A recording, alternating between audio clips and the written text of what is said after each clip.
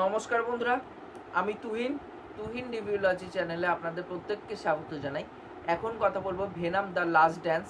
এই ট্রেলারটি কালকে ইউটিউবে ড্রপ করা হয়েছে।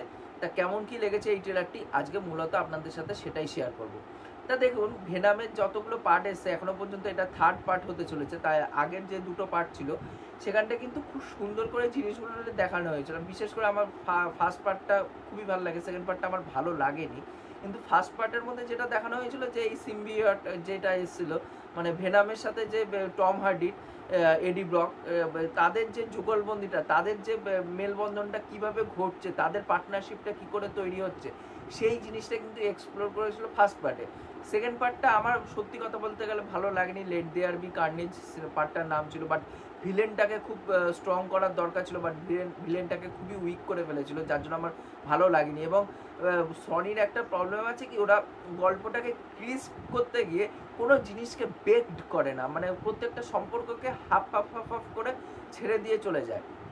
বাট সেকেন্ড পার্টে যে জিনিসটা আমার ভালো লেগেছিল যে এই এডি ব্রক এবং ভেনামের মধ্যে যে এরা দুইজনকে ছাড়া বাঁচতে পারবে না, এরা দুইজন একে অপরের যে পরিপূরক, সেই জিনিসটা কিন্তু ভেনাম 2-তে এক্সপ্লোর করা হয়েছিল। এবং ভেনাম 3-তে তাদের দুজনের আবার সেই যুগলবন্দি, সেই ম্যাড রাইডটা দেখতে পাচ্ছি, ফান থাকতে চলেছে।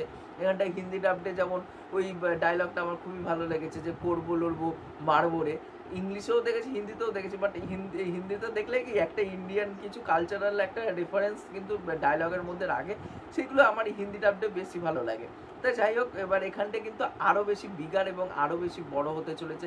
এবং আমি যতটা শুনেছি যে নাকি এটা টম হার্ডির এটা লাস্ট পার্ট হতে চলেছে ভেনামের। বাট সত্যি শুনে এটা খারাপ লাগছে, কারণ টম হার্ডির মতন এত বড় একজন অ্যাক্টার সেই জায়গায় দাঁড়িয়ে সে ভেনামের পার্ট ছেড়ে চলে যাচ্ছে। বাট খুবই খারাপ লাগছে, বাট কিছু করার নেই। তা ভেনামের এখানটায় কিন্তু প্রথমে যখন দেখতে পাচ্ছি ভেনমরে যখন ধাওয়া দিচ্ছে এবং ভেনম যখন ওই প্রত্যেকের মাথাগুলো খেয়ে নিচ্ছে, খেয়ে নেওয়ার পর তখন বলবে যে বহুত স্বাদিষ্ট থা, মানে বাংলায় বলে খুব স্বাদ ছিল খেতে। তো এই যে এই জিনিসগুলো, বা যখন ওই ঘোড়াটার সাথে বলে যে তুমি এই ঘোড়াটাকে না মেরে তুমি ছোটাতে পারবে হাওয়ার গতিতে, তখন ও বলেছে হ্যাঁ পারবো, শুধু ধরে রাখতে হবে তোমায় আমার।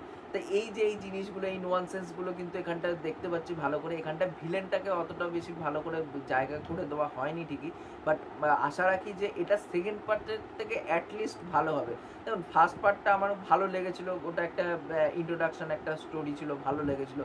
সেকেন্ড পার্টটা সেইভাবে জমাতে পারিনি, বাট আমি চাইবো থার্ড পার্টটা যেন খুবই ভালো হয়, কারণ যেহেতু এটা টম হার্ডির লাস্ট ভেনাম, এবং সেই জায়গায় দাঁড়িয়ে তার ফেয়ারওয়েলটা যেন খুব সুন্দর করে হয়। আমার এই সিনেমাটার জন্য খুবই এক্সাইটেড আছি। অক্টোবর মাসে এই সিনেমাটা হলে মুক্তি পেতে চলেছে। আমার এই ট্রেলারটা খুবই ভালো লেগেছে, এবং এখানটায় যে মিউজিকের কাজটা, মিউজিকটা যেটা ব্যাকগ্রাউন্ডে বাজছে সেটা কিন্তু খুব সুন্দর লাগছে। টম হার্ডিকে আমার দুর্দান্ত লাগে বরাবরই। তো টম হার্ডিকে ভালো লাগছে, এবং ভেনামের সাথে তার যে যুগলবন্দিটা সেখানটায় কিন্তু এই ট্রেলারে আরও একটা ভালো মাত্রা বাড়িয়ে দিচ্ছে। তা ওভারঅল ট্রেলারটা আমার খুবই দুর্দান্ত লেগেছে। আপনারা কমেন্ট করে জানাবেন যে আপনাদের এই ট্রেলারটি কেমন কী লেগেছে, এবং এই সিনেমাটা নিয়ে আপনারা কতটা এক্সাইটেড সেটাও কিন্তু নিচে কমেন্ট করে জানাবেন। এবং তার সাথে সাথে ভেনামের পার্টগুলো আপনাদের কীরকম কী লেগেছে, ফার্স্ট দুটো পার্ট, সেটাও কিন্তু নিচে কমেন্ট করে জানাবেন, কারণ আমার প্রত্যেকের কমেন্ট পড়তে খুবই ভালো লাগে। আর তার সাথে সাথে যদি চ্যানেলটা সাবস্ক্রাইব করে দিয়েছেন তাহলে আরও বেশি ভালো লাগে, তাহলে মোটিভেশন পাই নতুন নতুন ভিডিও বানানোর জন্য। এখনকার মতন টাটা, বাই।